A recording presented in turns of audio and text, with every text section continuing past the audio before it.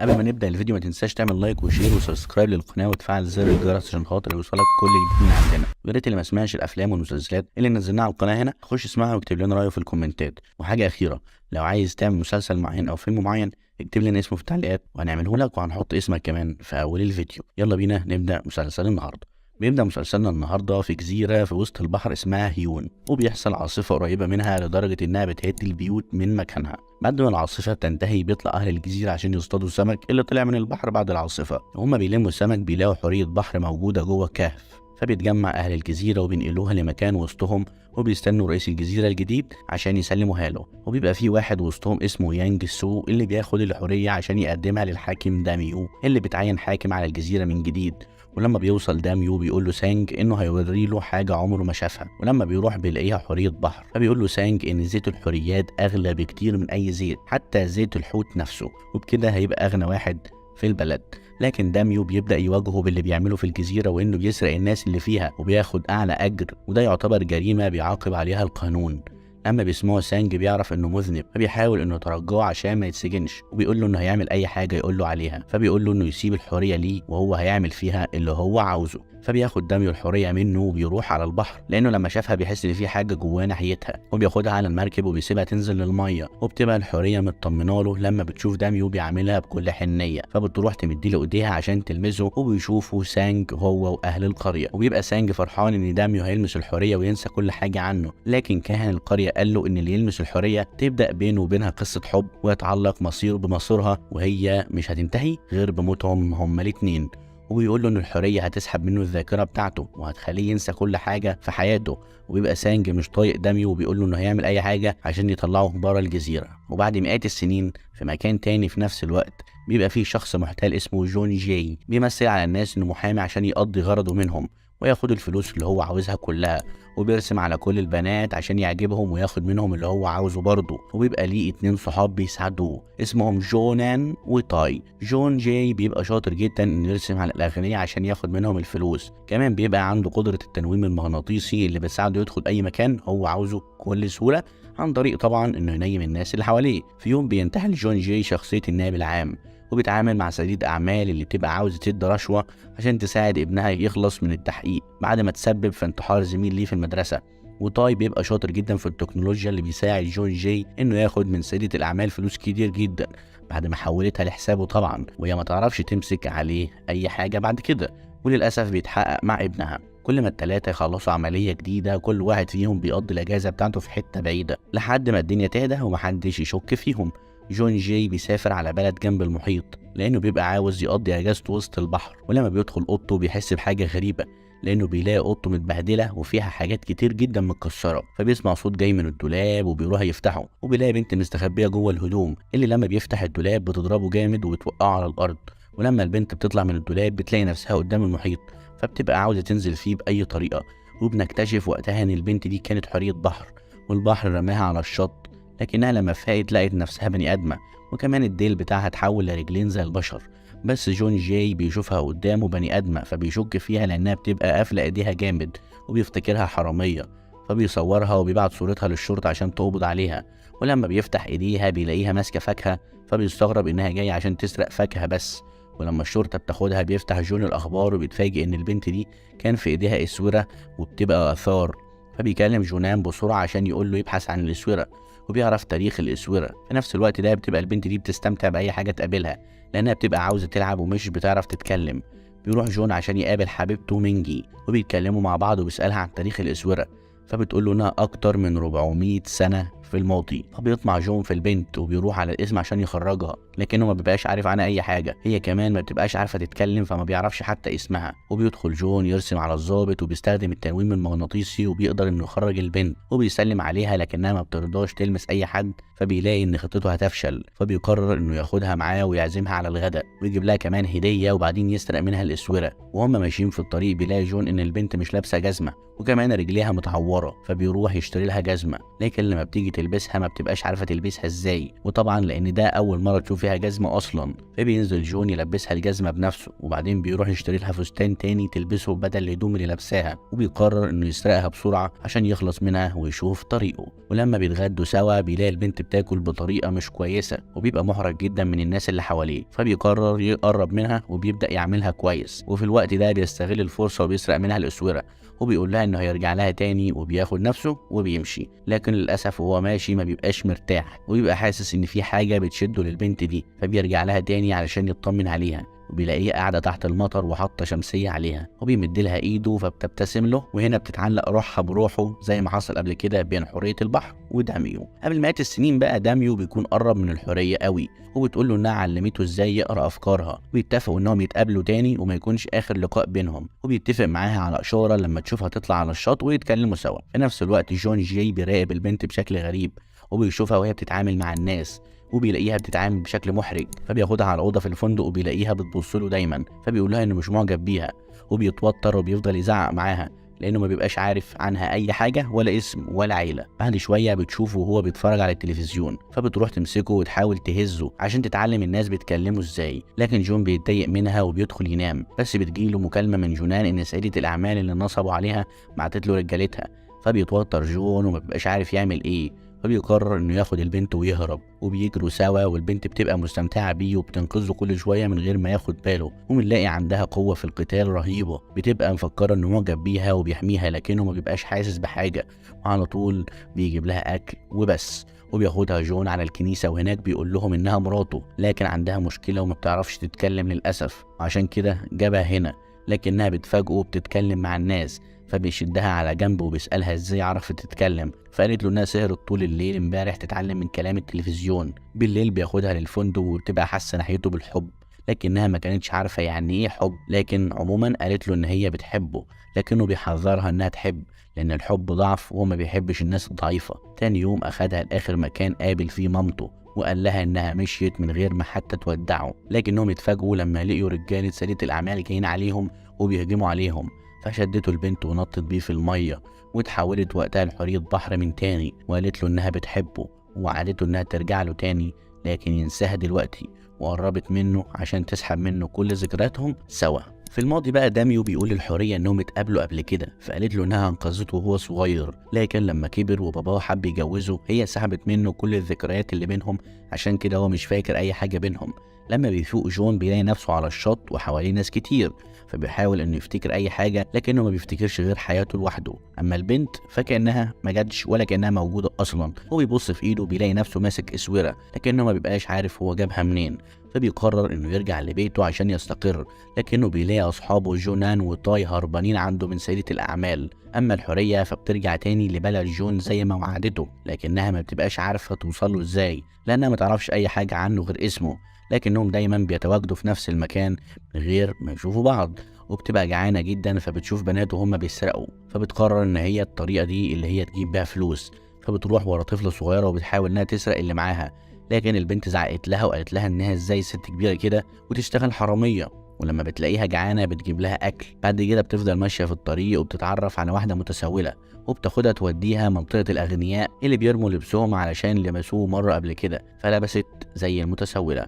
وهي ماشيه افتكرت عنوان الشقه وافتكرت ان ده عنوان جون، فراحت تدور عليه لكنها بتلاقيه معرض لاسماك الزينه، ويبقى عيد ميلاد جون الليله وصاحبته مينجي عامله له مفاجاه، فبتروح تطلب من الطباخه انها تعمل اكل عشان عيد الميلاد، بس الطباخه بتقول لها ان ابنها كمان عيد ميلاده النهارده وبتطبخ له هو كمان. وبتاخد مينجي الاكل وبتروح توديه لجون اللي لما بياكله بيفتكر اكل مامته بالظبط وبيقعد يفكر فيها.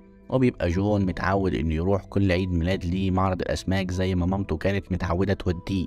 في نفس الوقت الحوريه ما بتقدرش تستحمل الجوع وبتنزل للحوض عشان تاكل السمك، فالناس بتفكرها مجنونه وبيكون جون موجود، فبياخد باله منها لكنه ما بيبقاش فاكرها وبيسيبها وبيمشي. وبيبعت له صاحبه صورة البنت اللي كانت معاه في اسبانيا وبيلاقيها نفس البنت اللي كانت في الحوض بتاع السمك، فبيروح يرجع لها تاني.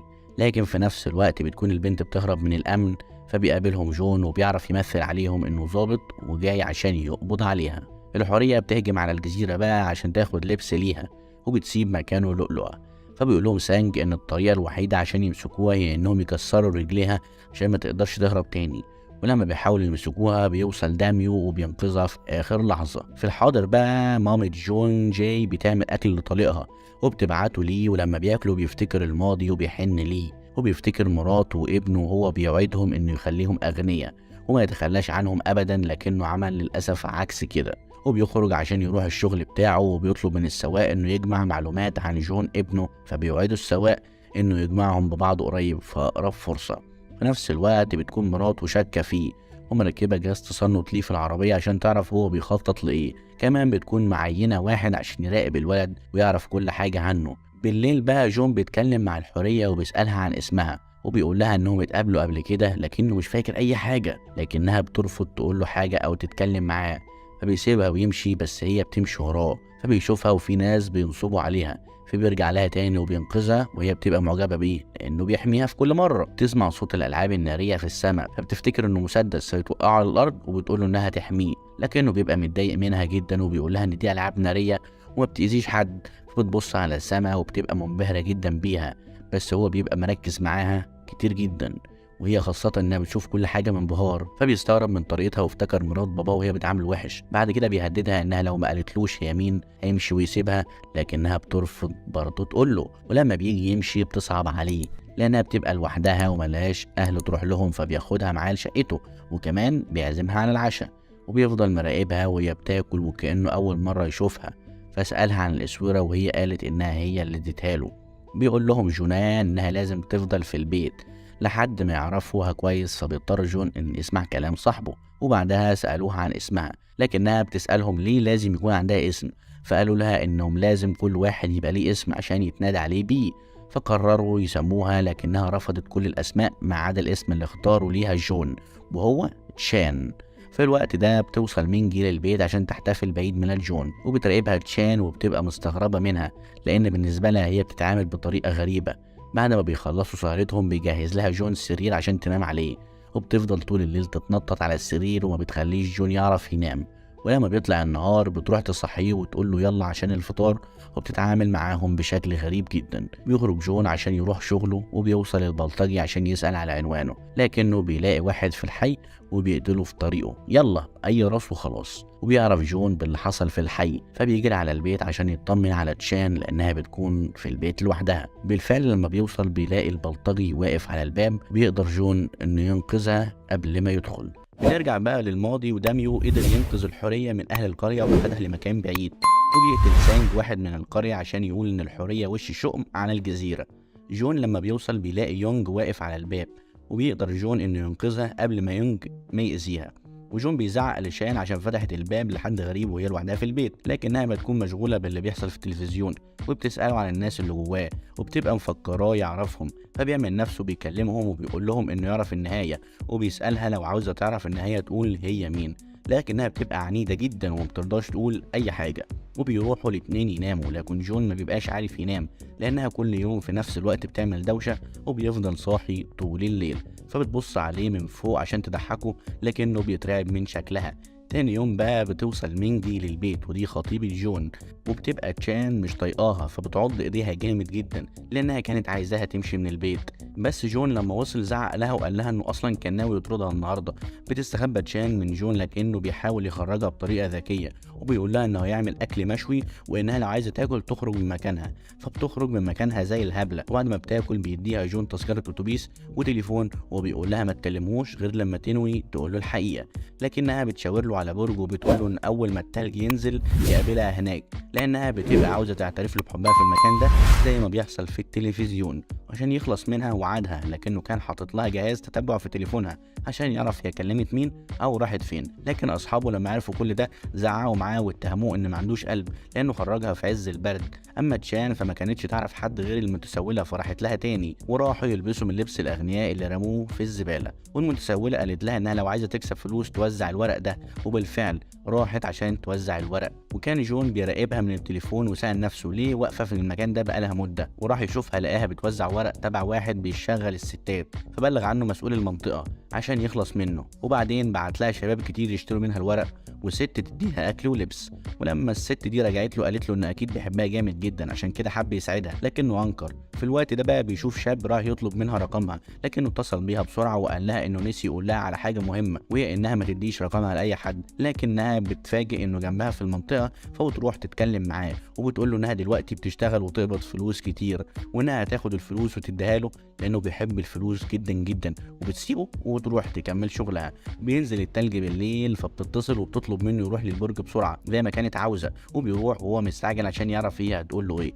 لكن وهي ماشيه ناحيه البرج بتعمل حادثه، وبيبقى اللي خبطها وابن زوجة والد جون، وبيبقى جون مستنيها لوقت طويل جدا لكنها للأسف ما بتجيش. ولما بنرجع للماضي بنلاقي ان الحورية بينقذها صديق داميو من اهل القرية ووداها لمكان امن، وراح عشان يجيب داميو، لكن وهو خارج لقى ناس كتير جدا بيهجموا عليه وبيقدروا انهم يرموه من فوق الجبل، وبيفضل داميو واقف يدور عليها. اما في الوقت الحالي فجون بيفضل مستني تشان، ولما نزل من البرج لقى حاجاتها مرمية على الارض، فعرف انها عملت حادثه وفضل يدور عليها لحد ما لقاها لكنها كانت بتموت، فطلب المساعده من الدكاتره عشان يلحقوها لكنها للاسف بتموت، وما بيلاقيش حاجه يعملها غير انه يمسك ايديها. ففتحت عينيها وبصت له وحكت له انها حلمت انه بينقذها، لكنها كانت بتحلم بالحاجم وهو بينقذ الحوريه من زمن بعيد. بعد كده اتصل باصحابه عشان عاوزهم يعملوا بطاقه، لكنهم رفضوا في الاول عشان ما يضيعوش وقتهم في حاجه تافهه، لكنهم لما عرفوا انها اتشانت اتحركوا بسرعه، ولما راحوا له المستشفى لقوه بيزعق لها عشان بتضيع حياتها، فضربوه وقالوا له ما يعملهاش كده. بعدين بيعرف جون ان اخوه هو اللي خبط تشان، وبيفتكر باباه لما كان بيحب اخوه عنه بالرغم ان هو ابن مراته مش ابنه الحقيقي زيه. تشان بتسالهم هتقعد قد ايه في المستشفى، فقالوا لها انها تعيش فتره مؤقته لحد ما تخف، فقالت لهم انها هتتجوز كل واحد هنا لحد ما يجي الدور وتتجوز جون. بيبقى اصحابها محرجين جدا من حوارها، فطلبوا الدكتور منهم انهم يعملوا اشعه على مخها عشان يطمنوا انها كويسه، لان طبعا الكلام اللي بتقوله ده مجنون. بالليل بتوزع الممرضه الاكل على كل المرضى لكنهم ما بتديش لتشان، فبتسالها وبتقول لها الممرضه انها لازم تكون صايمه عشان هتعمل الصبح عمليه، فبتتصل على جون وبتقول له ان المرضى كلهم جالهم اكل الا هي، فبيضحك عليها وبيقول لها انها لازم تصوم عشان عندها الصبح عمليه. بعد ما قفل معاها اتصل على المستشفى وزعق لهم وقال لهم انها سليمه ومش محتاجه عمليه وانهم يدوا لها الاكل عشان تتغذى. واتصلت عليه تشان تاني والاكل قدامها وقالت له ان الاكل حلو لكنه قال لها انه ملوش دعوه. بدات تشان انها تعيش جوه المستشفى والمرضى بقوا اهلها، ولما نزلت للدور الاول شافت مدير المستشفى وهو بيضرب واحد من الامن انه سمح لواحده وبنتها كانت بتتعالج عندهم انها تدخل تسال بنتها ماتت ازاي جوه المستشفى، فهجمت عليه تشان برجلها المكسوره والشرطه قبضت عليها. لما جم بيتفرجوا على التسجيل جون بيضحك على اللي عملته لانها متهوره جدا. بعدين قرر انه ينتقم من مدير المستشفى وعمل نفسه ابن صاحب المستشفى ودخل مكتبه يدور فيه، واكتشف ان مدير المستشفى مرتشي، فهددوه انه ينفذ طلباتهم اللي كانت بسيطه جدا وهي انه يعتذر لحارس الامن، كمان يقول للست بنتها ماتت ازاي ويدوا لها تعويض مناسب. الطلب الاخير بقى وانهم ما يقدموش شكوى ضد تشان اصلا. بعد فتره اكتشف نام مساعد ابو جون ان مراته بتراقبه، لكنه قبل ما يبلغ حد بيقتله يونج. بنروح لجون اللي بيعوض تشان عن التلج اللي نزل قبل كده، وبياخدها عند البرج وكان مستني منها تقول له انها بتحبه عشان يقارن بين صوتها والصوت اللي بيحلم بيه كل يوم. بنشوف في الماضي بقى ان الحاكم لقى صاحبه مرمي من على جرف التله وبيموت، فاخده ورجعه عشان يتعالج في القريه. بعدها قدر يلاقي الحوريه واخدها مره تانية للبحر عشان تعيش. نرجع بقى للحاضر، جون بيسال تشان لو كان في حد في حياتها، فقالت له اه، وبدات انها توصف له وقالت له انه راجل صالح ووسيم جدا، فقال لها ان الرجاله الوسام بيبقوا بتوع بنات، فبتضحك عليه تشان من وصفه لنفسه. وبتبقى الشرطه وصلت للشخص اللي عمل الجرائم كلها في البلد وهو ده يونج، وقدروا انهم يوصلوا للمعلومات عنه. بنروح بعد كده تاني لتشان وبتكون جعانه جدا وبتبقى واقفه قدام النهر وبتحاول انها تنزل الميه عشان تاكل سمك. ما تنساش ان هي حوريه بحر، لكن بينقذها شاب موجود لانه بيفتكرها هتنتحر، ولما بيبص لعينيها بيعرف انها حوريه لان هو كمان حوري بحر، واختار انه يعيش على الارض بسبب الحب، وطلب منها ما تعملش زيه لان حبيبته سابته لما عرفت حقيقته وقال لها ان البشر بيتغيروا. كمان استغرب انها ما معهاش فلوس وقال لها انها ممكن تكسب فلوس كتير جدا بسبب دموعها اللي لما بتنزل بتتحول للؤلؤ وممكن تبيعه وتكسب فلوس كتير جدا. وبيقول لها انه هيساعدها عشان يخلي حبيبها يغير عليها لانه لو ما قالهاش بحبك في خلال شهرين هتموت. بعدها قعدوا يعيطوا سوا وبدات الدموع تتحول الى قالق، وباعوا اللؤلؤ واشتروا لبس جديد ليها واخدها وراحوا على البيت، وكان شكلها متغير. ولما شافها جون غار عليها وتعصب وشد تشان لجوه عشان يدخلها، كمان طلب منها ما تلبسش قصير وما تخرجش كتير من البيت، وده اصحابه يلاحظوا انه بيعملها بقسوه دايما، حتى انه خلاها تنظف البيت عشان ما تلاقيش وقت تخرج فيه، فبيسيبها هو واصحابه وبيخرجوا، لكنه بيرجع تاني يجيب حاجه فبيتفاجئ انها في البسين. وبنلاحظ انه بدا يغير عليها جامد واعجابه بيها كمان بيزيد، وهي لما شافته عرفت تخبي ديلها منه وطلبت منه ما يدخلش عليها لحد ما تلبس هدومها. وبنروح لمنجي اللي بتشتغل في الاثار، وبتشوف زهريه عليها صوره امير وحوريه بحر، وكان راسمها لحوريه وهي بتقرب من شخص لابس بنطلون وقميص، والشخص ده بيبقى قريب جدا في الشبه من جون جاي.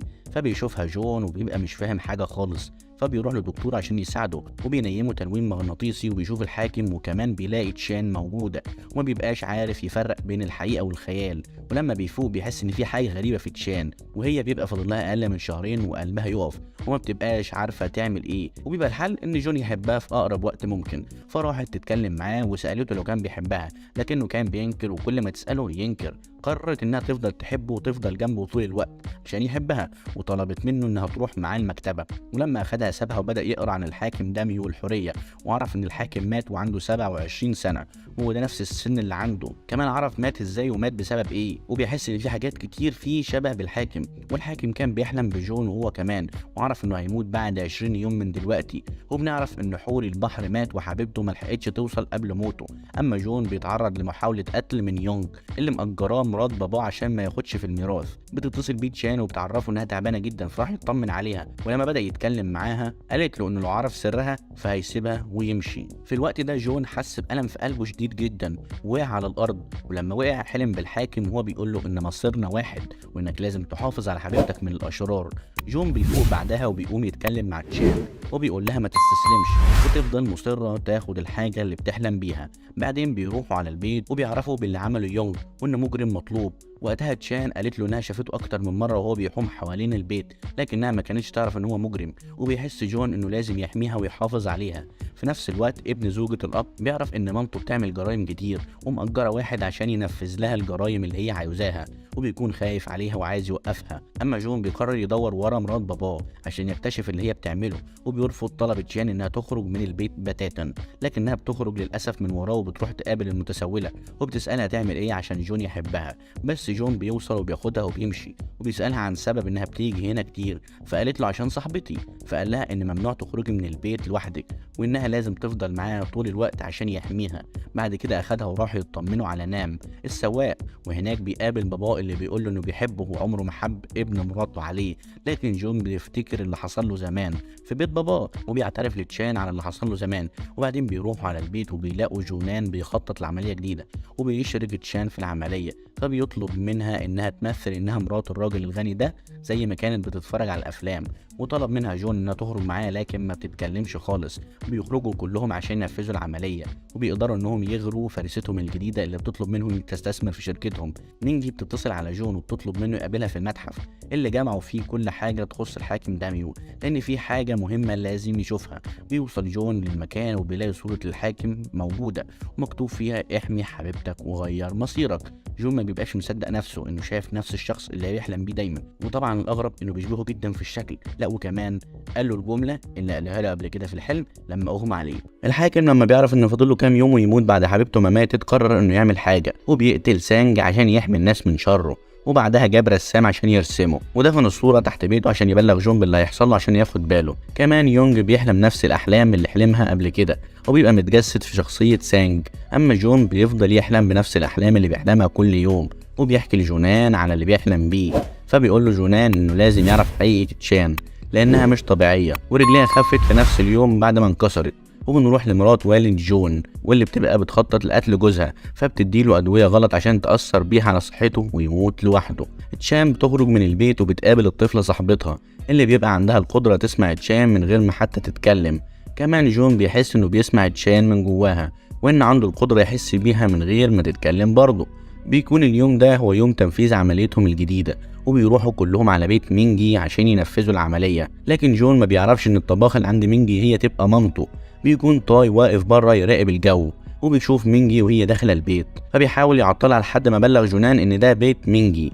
وبتكتشف تشان انهم نصابين، فبتتضايق من اللي بيعملوه مع الناس. والغريبه ان جون بيبقى سامع صوتها الداخلي، فبيعرف سرها وانها حوريه بحر.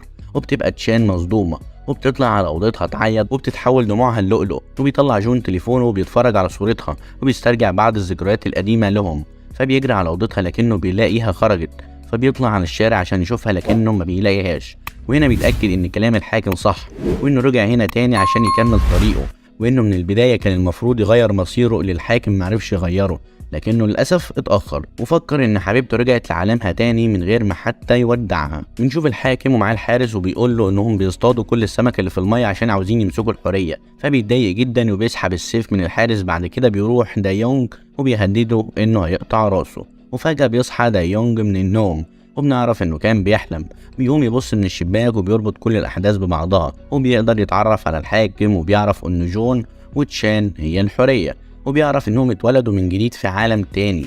بعد كده بنشوف تشان بعد ما سابت البيت واخدت كل اللبس اللي جابه لها جون وراحت رجعته للمحل واخدت فلوسه. بعد كده بتتمشى في المول وبتركب المراجيح، وفي نفس الوقت بيكون جون في البيت وبيكون متضايق جدا عشان تشان مش عارف هي فين. فبيدخل الاوضه بتاعتها وبيلاقي العلبه اللي فيها اللؤلؤ اللي هي دموعها، وبيفتكر لما كانت بتقول له انها مختلفه عنه لانها حوريه. بنرجع لتشان وهي بتتمشى بعد ما بتطلع من المول. بالصدفه بيكون هناك يوتشي اخو جون، بيسالها عن جون، بتقول له انها ما تعرفش. بيطلب منها انه يوصلها، فقالت له انها مش عاوزه ترجع البيت عند جون تاني، وطلبت منه يوديها مكان تاني. المكان ده بقى عبارة عن دار رعاية للناس اللي بتمشي من بيتها وإنها شافته في التلفزيون. بتدخل وبتعمل زي اللي موجودين وبس يا سيدي. بيشوفوها 4 بنات وهي بتخبي حاجاتها. بعد كده بنشوف جون وهو بيحاول يوصل لمكان تليفون تشان، بس مش بيعرف للأسف عشان بيكون مقفول. بيروح للست المتسولة في الشارع وبيسألها وبرضه مش بيوصل لحاجة. بعد كده ال4 بنات بيسرقوا شنطتها وبيلاقوا فيها فلوس والتليفون، فبيفتحوه، فبيعرف جون المكان على طول وبيروح هناك بسرعة جدا. بيلاقي التليفون مع البنات فبياخدوا منهم هو والشنطة، وبيعرف منهم مكانها وبيروح لها، وأول ما بيشوفها بيجري عليها وياخدها في حضنه وبيقول لها إنه عاوز يتكلم معاها عشان ترجع البيت، بس هي للأسف مش بتوافق. بعد كده بنشوف الشرطة وبنعرف إنهم عرفوا إن دايونج كان على علاقة بواحدة اتجوزت مرتين والاتنين ماتوا بنفس الطريقة، واللي هي مرات والد جون اللي كانت على علاقة مع دايونج، وبتعمل معاه نفس اللي كانت بتعمله مع جوازاتها اللي قبل كده، بتديلهم أدوية غلط وبتأثر عليهم. بعد كده بنشوف جون في البيت وبيفتكر لما كان بيقول لتشان إنه إنسان مش بيحب حد وإنه بيستغل الناس لغرضه، وفضل متضايق من الكلام اللي قاله لها قبل كده طول الليل. وهي في المركز وبيقرر إنه يروح لها ويكون جنبها، ولما بيكون معاها وبيقرأ أفكارها، والحكاية دي بقت بتعمل له مشاكل لما عرف إنها لو لمست بس المية هتتحول لحورية، وكان طول الوقت بيحاول ان يخلي الميه ما تلمسهاش ابدا، لدرجه ان كل اللي في المكان اتضايقوا من تصرفاته. فبتروح واحده لتشان وبتقول لها ان هي هنا بسبب مشاكل مع جوزها، وهو عارف ان هي هنا بس ولا مره فكر يجي يصالحها، وانتي جوزك هنا جنبك عشان يصالحك، وروحي معاه عشان احنا زهقنا من تصرفاته. وبالفعل بتقتنع تشان وبتمشي معاه، بس بتطلب منه انه مش يقدر عليها تاني وبيوافق. بعد كده بنشوف الشرطه وهم بيدوروا على دايونج، وشافوا بالصدفة جون وقبضوا عليه، وكان قلقان جدا على تشان، وقال للشرطة ان مفيش ولا شكوى ضده وانهم مسكوا الانسان الغلط، وطلب منهم ان هو يطلب حبيبته لانها ممكن تكون في خطر. اتصل بيها وقال لها روحي على البيت. بتاخد تشان التاكسي لكن بيطلع السواق هو دايونج وبيخطفها في مستشفى مهجورة، وجون بيدور عليها هو والشرطة لحد ما بيعرفوا مكان التاكسي، وبيروح جون والشرطة للمكان اللي هي فيه. وفي نفس الوقت بنشوف دايونج وهو محضر مية لتشان عشان تنزل فيها لانه بيكون طمعان في دموعها لانها بتبقى لؤلؤ. وتشان بتقول له انت طبعا عارف ان الحورية تقدر تمسح ذاكرتك بمجرد انك تلمسها، وكمان اقدر العنك عشان احمي نفسي. دايونج افتكر احلامه اللي كان بيشوف فيها كل اللي حصل زمان، وبيخاف وبيطلع يجري، وبيفضل جون يدور عليها لحد ما بيلاقيها، واول ما بيشوفها بيحضنها وبيقول لها انا اسف. بعد كده اخدها للبيت وكان معاه الضابط واصدقائه بيكونوا خايفين جدا، وجون بياخد تشان وبينامها على السرير وبيلمس شعرها وهي بتحس بحنيته لأول مرة، وبيقول لها انه هينقل من هنا وانها هتساعده في نقل الفرش من البيت. وفي الليلة دي كل واحد نام في أوضة وهو كان سامع أفكارها، وهي بتقول هو أكيد عاوزني أساعده في نقل الفرش عشان أنا قوية، وكان عمال يضحك لأنها حتى التلميحات مش بتفهمها. وفضلت طول الليل تفكر لدرجة إنه مش عارف ينام من كتر ما تفكيرها وعمال يوصله، وعمالة تسأل نفسها يا ترى بيحبني ولا لأ. في الآخر لما زهق راح أوضتها وقال لها اسكتي بقى، ولقاها فعلا ساكتة. قال لها نامي بقى وبطلي تفكير. بتسكت، ولما بيمشي بترجع تفكر تاني. من كتر تفكيرها هو كمان مش بيعرف ينام. بيجي تاني يوم وهما الاتنين مش بيكونوا ناموا كويس، وهي لسه مش قادرة تبطل تفكير، هو سامع كل تفكيرها وكل شويه عمال يضحك وشويه بيتضايق. بعد كده بتيجي مينجي وبتكون تشان غيرانه منها جدا، وبتقول لها ان جون بيخط عشان بيحبني، فبتقول لها انه دايما بيعمل كده وان عادته وان دي طبيعته وانك دلوقتي بالنسبه له سمكه في الشبكه. فبتتضايق جدا من الكلام ده، وقبل ما تنام راح لها تشون وقال لها نامي وبلاش تفكري في اي حاجه. بيعدي اليوم والصبح بتروح لتاي صاحب جون وبتقول له انها عاوزاه يساعدها في بحث جون. اول ما شافها اتضايق جدا وغار عليها وقال لها بعيدي عني ومش تقربي مني كده، فهي بتحتار من معاملته. بعد كده بنشوف والد جون وبيكون مريض جدا وحالته بتتاخر وهو في المستشفى. الدكتور بيقول له انك قربت تفقد بصرك. بعد ما بيطلع من عنده بيشوف ام جون بس مش بيكون شايفها كويس، وبيفتكر لما ام جون دخلت الست اللي هي مراته دلوقتي حياتهم وهي خطفته من مراته وام ابنه. بعد كده بيتصل هيو على جون وبيقول له ان والدك مريض ومحتاج لك وانك لازم تكون جنبه لانك انت ابنه الحقيقي وهو جوز امي. وهيو عمل كده لانه عرف اللي امه بتعمله وبيكون متضايق جدا من اللي هي بتعمله وبتحاول تقتل ابوه. بعد كده بنشوف جون وهو رايح ينام، وقبل ما ينام بيطلب من تشان انها ما تفكرش في اي حاجه، وقرب منها ولمسها وقال لها اطمني. جون كان نايم وبيحلم باللي حصل له زمان هو وتشان تحت الميه، فبيتكلم وهو نايم فبتسمعه تشان فبتنزل تصحيه، فبياخدها في حضنه وبيقول لها انه كان بيحلم حلم يخوف. بعد ما بيهدى بتروح تنام بس هو بيقول لها لا خليكي جنبي، وبياخدها في حضنه وبيناموا. واول ما بيروح في النوم بتقوم وبتفضل تردد في افكارها انه بيحبها وبتكون مبسوطه جدا. بعد كده بنشوف والدة جون وهي في بيتها وبتكون حزينه جدا وعماله تشرب. بتدخل عليها صاحبتها وبتسالها عن سبب شربها، بتقول لها انها شافت طريقها النهارده بس هو ولا كانه شافها. بعد كده بنشوف تشان وهي مبسوطه وعماله تساعد كل الناس اللي في الشارع ومحتاجين مساعده، وهي بتقدم المساعده للناس. بتتعرف على ام جون بالصدفه لما بتتعرض لمحاولة سرقة وهي بتلحقها وبيبقوا أصدقاء. في الوقت ده بتدخل مينجي صديقة جون لغرفة الطباخة اللي عندهم، وبتعرف إنها والدة جون وبتتكلم معاها، وبسبب إنها كانت دايما بتعاملها بأسلوب وحش فبتقرر إنها ما تقولش لحد وبتبدأ تعملها معاملة كويسة. بس والدة جون بتكون مستغربة. بعد كده بنشوف مرات والد جون وهي مستمرة في خطتها وبتديله الأدوية اللي تمرضه باستمرار، بس هي ما اكتفتش بكده، لا دي كمان عاوزة تموته بسرعة عشان عرفت إنه عاوز يكتب وصية، وفي الوصية دي هيكتب كل حاجة باسم ابنه الشرعي جون. واستغلت سوء حالة عينيه وغيره في الأوراق هي والمحامي، وابنها مضى على الورق اللي هم عاوزينه. بعد كده راح جون للدكتور اللي بينيمه تنويم مغناطيسي عشان عاوز يعرف ايه اللي هيحصل للحاكم والحرية، وبيشوف الحاكم وهو مقتول في المية لما كان بينقذ الحرية. اول ما الحرية بتلاقيه اتقتل فبتقتل نفسها هي كمان وبيموتوا هما الاتنين في المية. بس للأسف مش بيقدر يعرف مين اللي قتله. الدكتور فوق جون من النوم المغناطيسي لما لقاه بيعيط، فاق جون وفضل زعلان جدا ويعيط لما عرف ان هو وتشان هيموتوا وانه مش هيقدر يحميها ولا ينقذها. وفضل يتكلم مع الدكتور شوية بس للأسف بنكتشف ان دا يونج واقف على الباب بيسمعهم وعرف كل حاجة. بعد كده بيروح جون لتشان وبيقابلها في الشارع، واول ما بيشوفها بيحضنها وبعد كده بياخدها وبيعيشوا احلى اللحظات، وبيقرر انه يساعدها على قد ما يقدر الايام الجاية. بعدها بنشوف دا يونج رايح للدكتور وبيطلب منه انه ينيمه عشان عاوز يعرف ايه اللي هيحصل له زمان، ولما شافه عرف مين اللي قتل الحاكم والحرية بس مرضيش يتكلم. بعد كده بنشوف جون لما بيرجع البيت وبيلاقي تشان قاعدة قدام التلفزيون وبيدخل من غير ما يكلمها، فبيسمع افكارها وهي بتقول عليه شاب تافه وانه دخل من غير ما حتى يعبرها ولا يكلمها، وشكلي كنت هبلة اني حبيته اصلا، شكله مش بيحبني، وشغلت الاسطوانه بتاعت الحريم المعتاده اللي هم اليومين دول انت مش مهتم والحوارات دي. بعد كده بيقول لها كفايه بطلي تشتميني في افكارك وبيسيبها وبيمشي. تاني يوم بنشوف جون عند والده في المستشفى وبيقول له زمان كان ليك شخص قريب منك بس محتال، هوري لك صورته لو تعرفه ارمش بعينك. وبيوري له جون صورة دا يونج وبيعرف جون ان في حد قريب من والده على صلة مع دا يونج. بعد كده بيجي له اخوه وبياخده بره وبيقول له ان والده كتب له كل حاجة باسمه، فبيسيبه جون وبيمشي. بنشوف صديقة جون مينجي وهي محتارة وبتكون عاوزة تقول لجون ان والدته شغال عندها بس مش بتقدر. بعد كده والدة جون بتعرف من والدة مينجي ان جون مش عايش مع والده من وهو في الثانوي، فبتزعل قوي وبتطلب منها انها تروح مشوار بسرعة. بتروح والدة جون لبيت والده وبتقابل مرات ابوه وبتقول لها ابني فين؟ مش انت قلتي انك هتربيه؟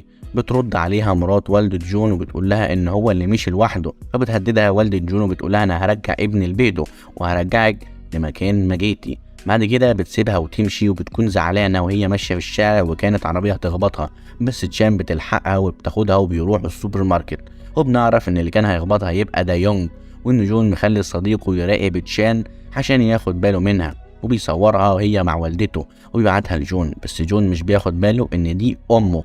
بعد كده بنشوف جون مع الشرطه اللي بيدوروا على دايونج، وبيقول له ان شريكه في الشغل اختفى السجل بتاعها من عندهم، وانه متاكد ان هي عندها ابن منه. بعد كده بنشوف والدة جون وتشان بتوصلها للبيت اللي شغاله فيه، وبتعرف ان بيت صديقة جون اللي هي مينجي. بعد كده جون بيروح البيت وبيسمع افكار تشان وبيعرف انها محتاجه تنزل الميه، فبيطلع صحابه من البيت عشان هي تنزل ميه براحتها، فصديقه بيشك.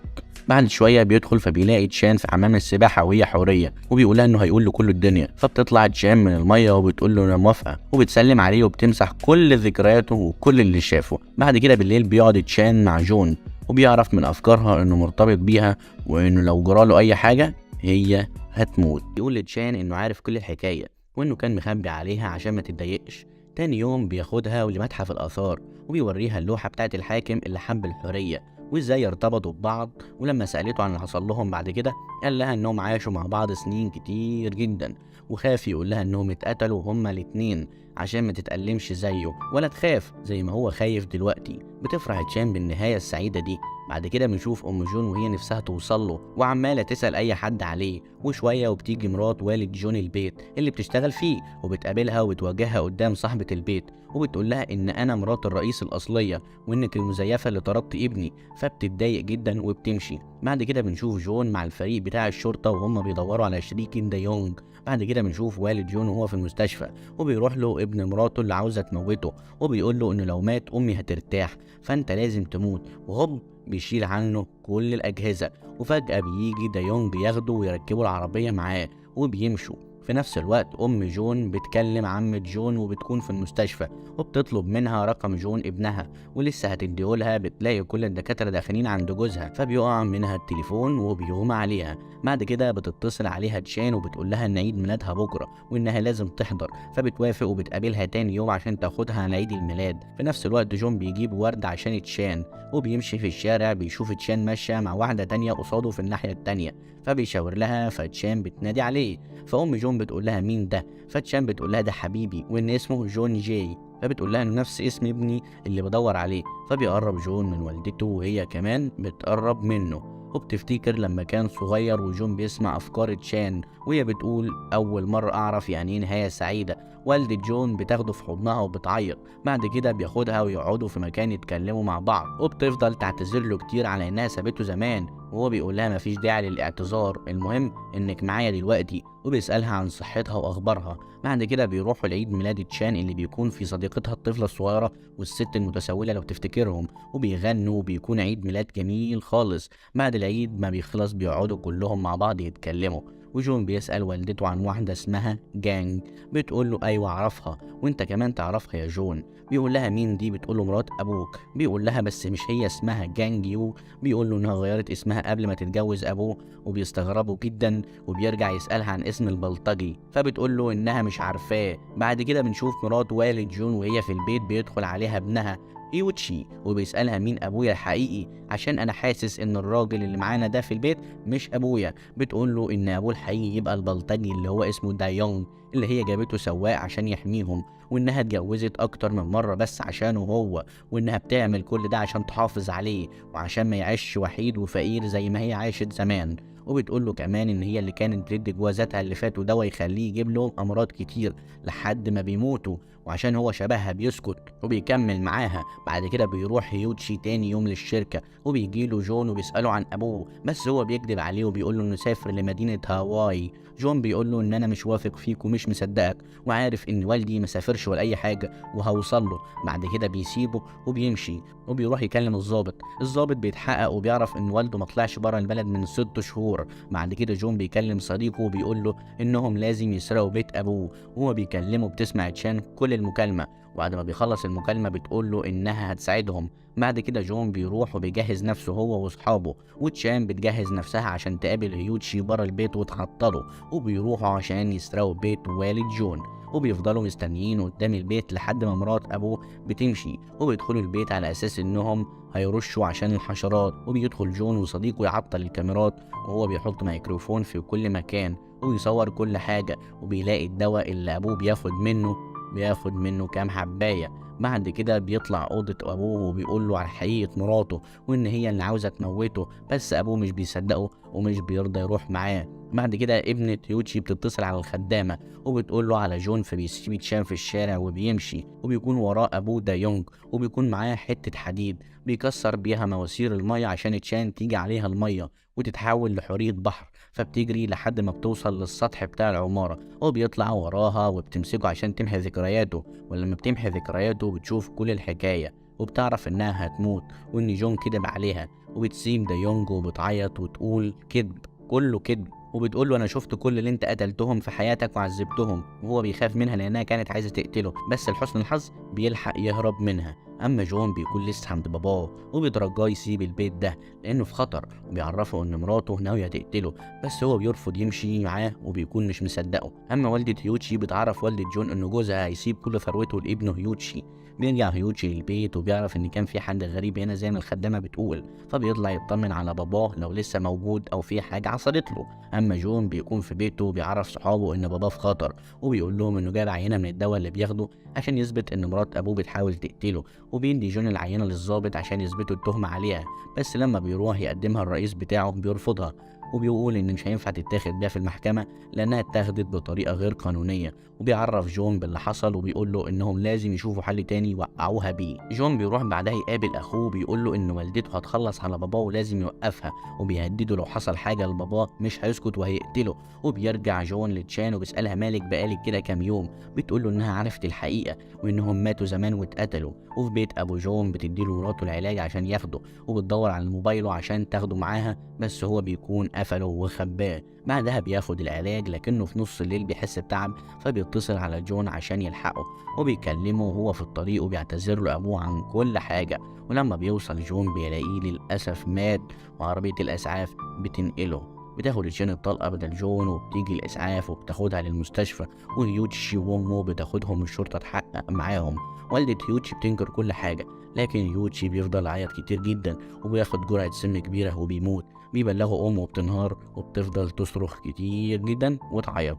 ونشوف تشان بعد ما طلعت من العمليات في المستشفى، والدكاترة بيقولوا إنها معجزة إنها نجت من الرصاصة دي، وبيكونوا مستغربين جدا. وبيفضل جون مستنيها عشان تفوق ليلة كاملة، وبيكون معاه صديقه اللي ساعده وبيقول له إنها مختلفة عننا واحتمال تتأخر على ما تفوق. جون بيقول له لأ، هي مش مختلفة ولا حاجة، ليه بتقول كده؟ بيقول له أنا سمعتك وأنت بتتكلم معاها وعارف إنها حورية ومش من البشر، بس ما تخافش أنا عمري ما هقول لحد، مع إني بحب الفلوس جدا وضحيت عشانك. وفجأة بتصحى تشان، بيفرح جون جدا وبيقول لها إنه بيحبها جدا وإن حبه ليها مستحيل يخلص. بينام جون جنبها، وبيجي تاني يوم ومرات أبوه بتترحل وبتكون طالعة من اسم الشرطة والناس بتحدفها بالطوب.